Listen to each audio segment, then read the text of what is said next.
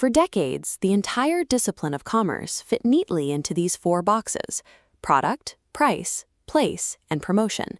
They operated like an industrial checklist. To achieve market victory, an organization simply checked the boxes and moved their goods down the line. The math was reliable. If a company built a sturdy item, priced it correctly, put it on a physical shelf, and ran a standard advertisement, people bought it. In this era, the buyer was treated as a passive final stop on an inventory line, rather than a living participant with psychological needs. Then the environment fractured. In a very short window, the number of marketing channels exploded, and consumer behavior shifted rapidly to keep up. Today, having an excellent item at a competitive cost provides no inherent advantage. In a hyper-saturated market, technical perfection acts as white noise.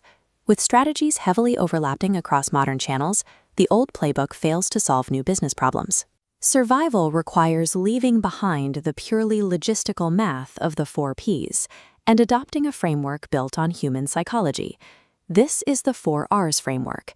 It acts as an escalating ladder designed to build connection step by step. The first step is recognition.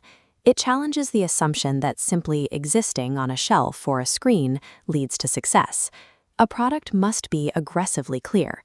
The target demographic needs to instantly identify what the item is and exactly what its features do, distinguishing it immediately from competitors. Once an item is seen, it hits the next threshold: relevance.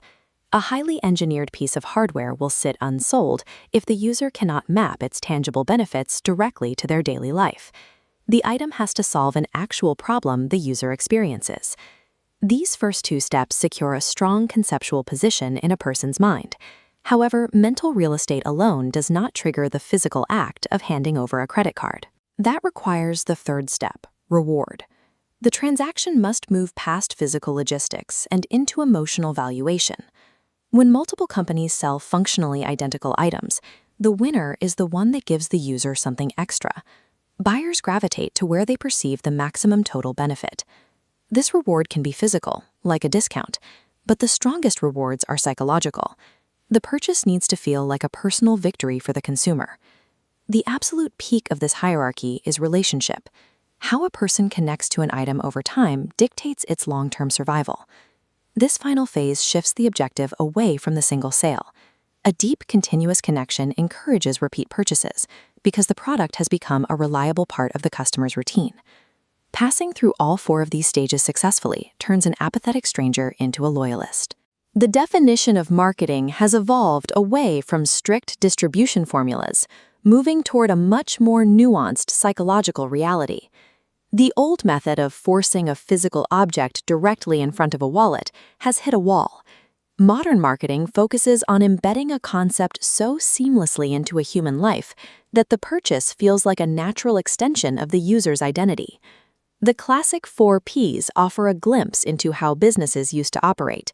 Evaluating an organization against the 4R's provides the true parameters for future growth. To thrive, a brand must stop asking, "How do we sell this?" and instead ask how a customer will recognize it, relate to its utility, and be rewarded by the connection.